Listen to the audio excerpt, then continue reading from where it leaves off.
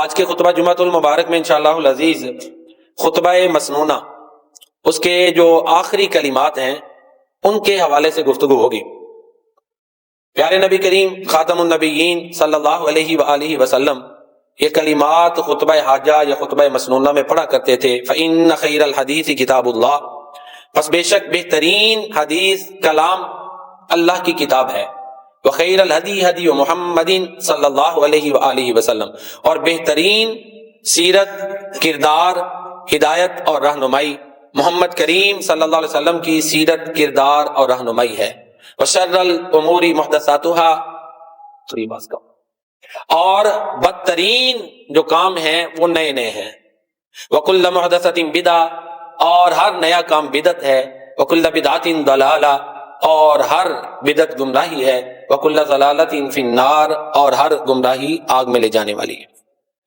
دیکھیں ذرا، یہ خطبہ مسنونہ کے آخری کلمات ہیں، یعنی یہ مسنون سنت خطبہ ہے، اور پیارے نبی کریم صلی اللہ علیہ وسلم ان کلمات کو بار بار پڑھتے تھے تاکہ لوگوں کا یہ پکا عقیدہ بن جائے، عقیدہ مضبوط ہو جائے، ذہن نشین چیزیں یہ کر لیں۔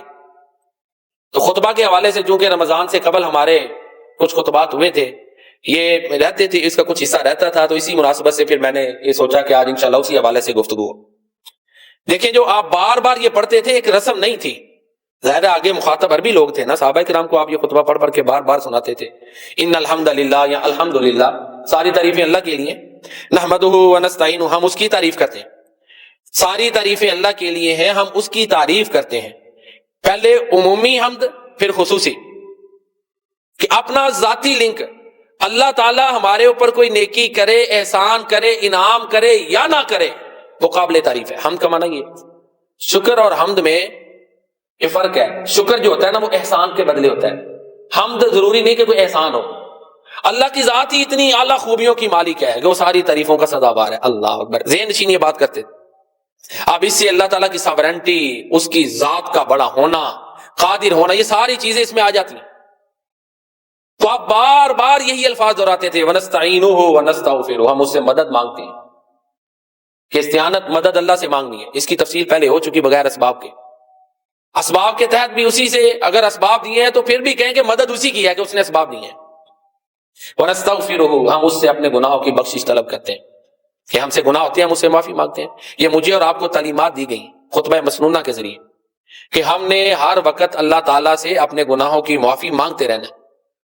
وَنَعُوذُ بِاللَّهِ مِن شُرُورِ أَنفُسِنَا، اور ہم اپنے نفسوں کے شر سے اللہ کی پناہ میں آتے ہیں۔ دیکھیں نا، یہ آپ بار بار یہ عقیدہ بنایا، سوچ بنائی۔ ہم کہتے ہیں دوسروں میں بڑی برائیاں ہیں، دوسروں میں بڑی نظر ہے، لیکن یہاں یہ ہے کہ اپنے شر کے، اپنے نفس کے شر سے اللہ کی پناہ چاہتے ہیں۔ سب سے زیادہ جو نقصان ہوتا ہے انسان کو اپنی خواہشات جب بے راہ ہو جاتی ہیں اس کا ہوتا ہے۔ جب اس کے دل و دماغ میں، اس کی خواہشات میں بگاڑ آتا ہے، پھر بڑا بگاڑ آتا ہے۔ اس لیے یہ سکھایا کہ وَنَعُوذُ بِاللَّهِ مِن شُرُورِ أَنفُسِنَا، اور ہم اللہ کی پناہ میں آتے ہیں اپنے نفسوں کے شر سے۔ وَمِن سَيِّئَاتِ أَعْمَالِنَا، اور اپنے اعمال کی برائی سے۔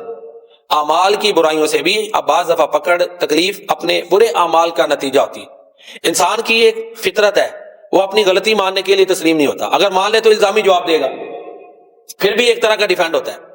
تو یہ چیز سمجھائی گئی ہے کہ تم نے اللہ کے سامنے اپنی غلطی کو ماننا ہے، اس سے گناہوں کی معافی مانگنی ہے، اس کی حمد کرتے رہنا ہے، اس کو طاقتور، غالب، ہر چیز پر قادر ماننا ہے۔ یہ عقیدہ، یہ سوچ لے کر تم نے چلنا ہے۔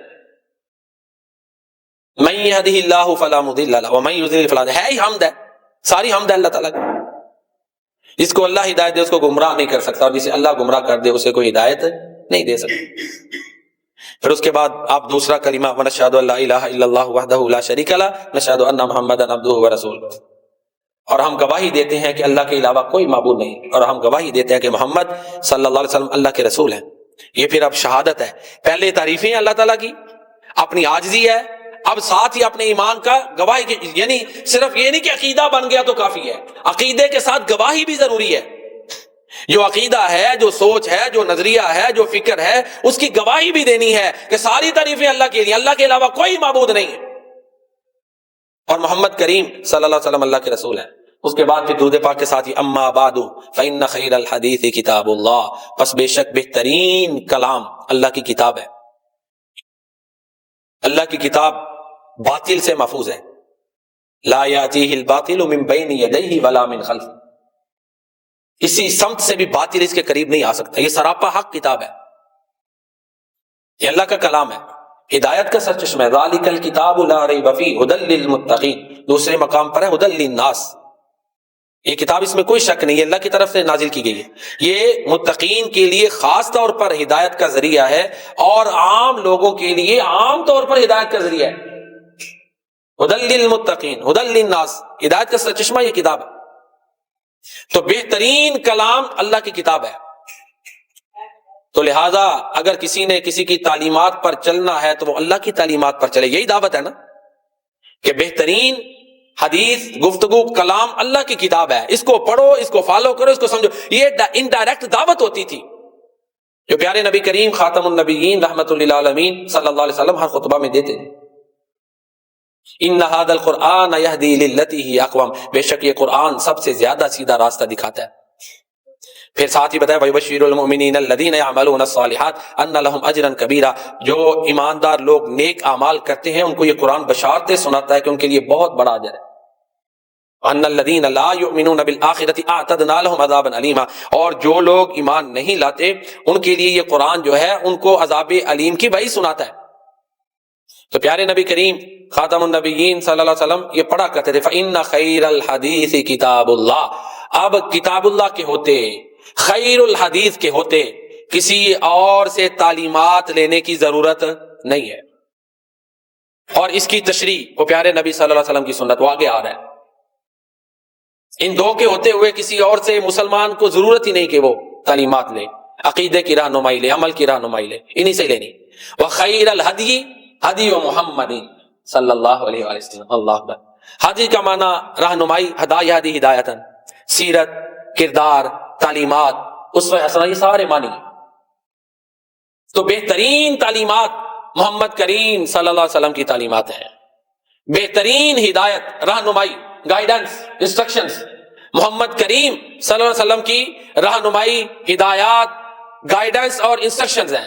سب سے بہترین ہدایات محمد کریم خاتم النبیین رحمت للعالمین صلی اللہ علیہ وسلم کی ہیں. وخیر الہدی ہدی محمد صلی اللہ علیہ وسلم. اب پیارے نبی ہر خطبہ میں یہ کلمات پڑھتے تھے. لوگوں کے ذہن نشین ہو جائے کہ تم نے ہدایت دو چیزوں سے لینی ہے، دو مصادر سے لینی ہے، دو ذرائع سے لینی ہے. وہ کون سے ہیں؟ ایک قرآن، دوسری حدیث. اور سنت ایک ہی بات ہے. سنت اور حدیث یہاں مترادف ہیں.